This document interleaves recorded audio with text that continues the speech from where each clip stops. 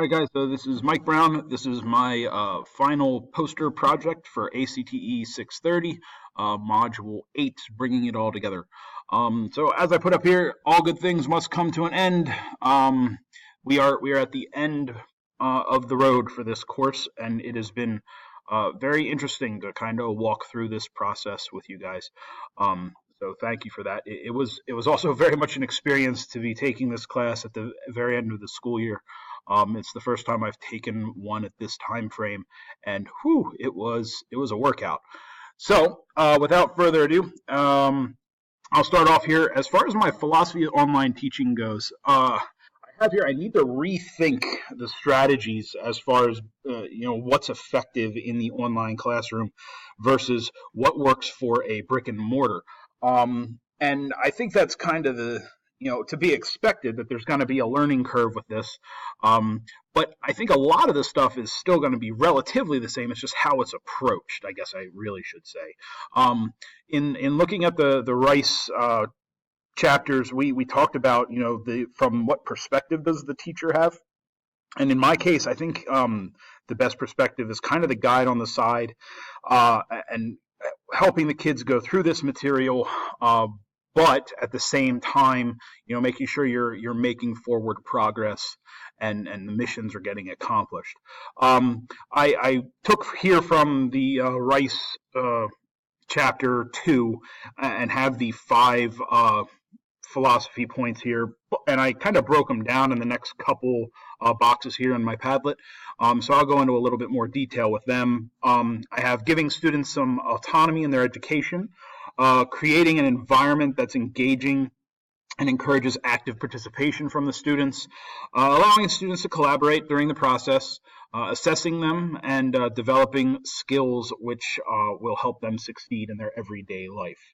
So looking at that, over with autonomy, I think the online classroom, one of the big perks to that is setting up and allowing the students to do or have a bigger part of their education, and as I have here, meeting them in the middle as far as the educational process goes. So in reading the chapters, giving the kids kind of a voice as far as not just within the content, but also in how their education is met, and where you go with that. And making sure that the students have a springboard in the sense of a teacher, but they also are able to have a little bit of say in the game when it comes to their education. As far as environment goes, the LMS, making sure that it's practical and meaningful in setup.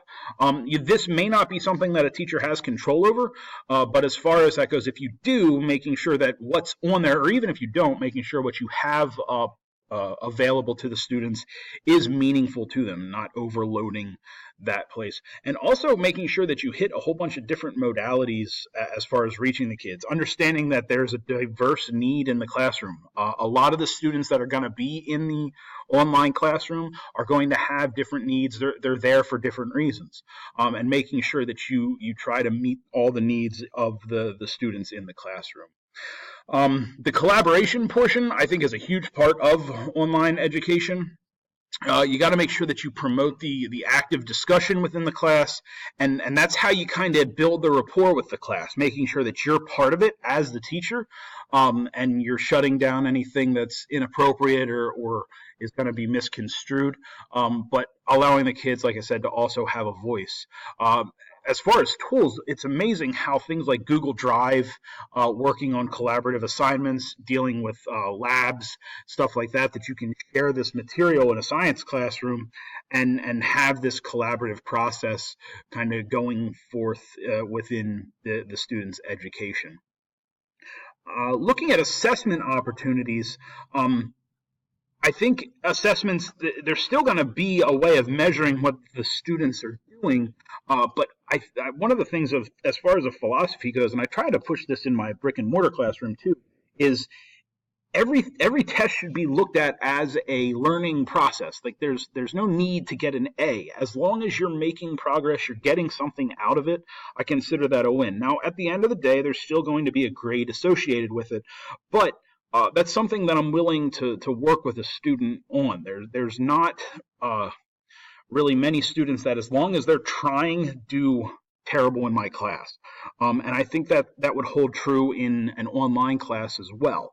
Making sure that they're developing those problem solving skills and not necessarily achieving that 100%, but if they're making progress, I consider that, a win. And we're moving toward the goal of furthering the education and the content. As far as skills go, the 21st century skills and making sure, we talk about soft skills a lot in our school district, developing the process of allowing these kids to have skills that are transferable between classes.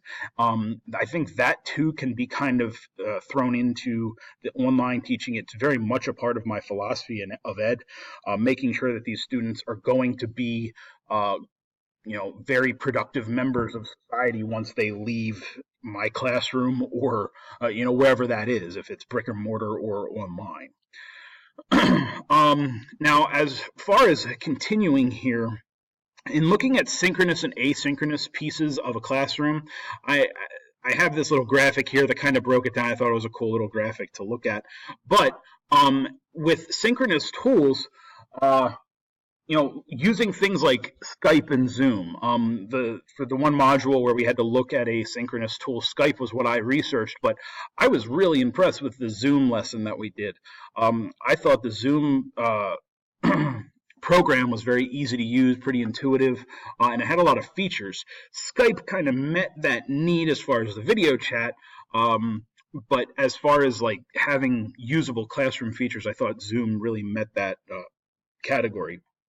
And I would assume that some of the LMSs that schools use are going to have these built-in collaboration methods as well, be it chat rooms or whatever.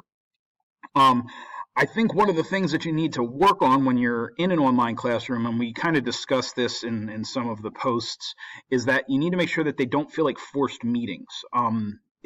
It's a discussion to further what you're talking about in class, not just hitting the check mark. And this could, as far as in a science class, would be great for sharing lab results and analysis for different labs. As far as asynchronous tools, when in doing our research, they really allow for students to really dive into the information and get a lot more out of the lesson. This is where discussion forums would come into play, and making sure that you're asking good questions and that the students are able to then follow up with that. I was really impressed with the Ed puzzle that we just did for the last module. That seems like a really useful piece of information, especially in the flipped classroom type setting. Moving over to differentiation and also to UDL. As far as that goes, differentiation, I am in a brick and mortar classroom, and because it's a science classroom, I have kind of every ability level within my class because we are not homogeneously grouped. So I have a little bit of everything in every classroom, which is fine. It just means that as far as differentiation goes, you have to make sure you hit it.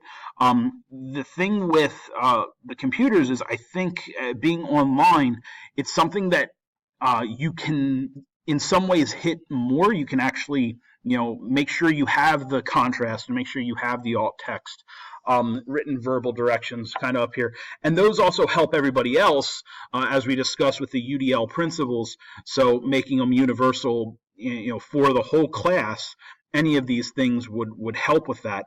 But making sure that you meet the needs for the students within your classroom. This year, I had a student in my classroom that had a vision distortion. So because of that, everything needed to be made in larger font. And with the technology, that's something that can be met a lot easier. So with differentiation, there are pros and cons, but making sure you meet that in your classroom is really important. The last couple things here, the aha moments of teaching. I did not realize that online teaching is as involved as it is. A lot of the classes that I've had up until this point haven't really delved into it the way that this one did. And looking at the time management and, the fact that you're on effectively 24/7, you can get an email at any given time. Whether you respond to that is your choice. But I think that's a very interesting take on the educational establishment. I think motivation is still one of the biggest fights that we are going to have in an online classroom. As far as the students that I am aware of that are in the cyber program for my district, they're there mainly for behaviors that have had them removed from the classroom. So their motivation has already been dwindled to some degree, some of them altogether. So as far as meeting that motivational factor, I think that's kind of going to be one of the big fights. And as far as this goes, in the discussions that we've had over the course, I think there's a lot of stuff that's been shared that makes the lessons really engaging. So that's really cool to see how there are some ways to offset this. As far as other moments that I had, those aha moments, it's pretty cool that there's not one way to do online education. They talked about in the Rice book the different methods with the readings from Staker and Horn, with the rotation model, the flex model, the self-blend, and the virtual lessons, all those ways with the flipped classroom model, there's no one way to meet the needs of the kids. There's going to be multiple possibilities, and finding one that works for the teacher is going to be part of the battle. But I think that's also one of the things that makes this a really interesting way of teaching, because there's a lot of input that the teacher is going to be able to have in that capacity. I also feel that the flipped classroom doesn't feel as impossible as it once did. I remember looking at this when it first was coming about, and rumblings of it were in my district, and people talked about we're going to try flipping this and adding this. And I was just like, that just sounds like so much work. I feel like now, after the readings, especially from those two articles that we had, it sounds really doable, and incorporating those pieces into my brick and mortar classroom is something that I'm going to really investigate, going into next school year. To end this, as far as questions go, the things that I'm coming away with that I'd still like to investigate a little bit more is the whole motivation struggle. I feel that is still a piece, and making sure that you meet that for the students. Also, what if the LMS that your school has prescribed isn't meeting your philosophy? How do you handle or overcome that? What can you set up, or as far as, other than not using it, are there ways to kind of circumvent that? And lastly, how does this system become less of a us versus them mentality? And I mean that in the sense of online school versus brick and mortar. When we watch the advertisements during the class about the brick and mortar schools and how terrible they are, and how dare you send your kids to this when you could be in an online classroom and it's wonderful in your own living room. And I think that the whole mentality of the education process has to be this competition is still unsettling to me, and I'd love to be able to find a middle ground for this in my career, the time in this career, but I don't know if there actually is ever going to be a way to settle that. So as I part ways with you guys, once again, I thank you so much for all the discussion, and with this I bid you farewell.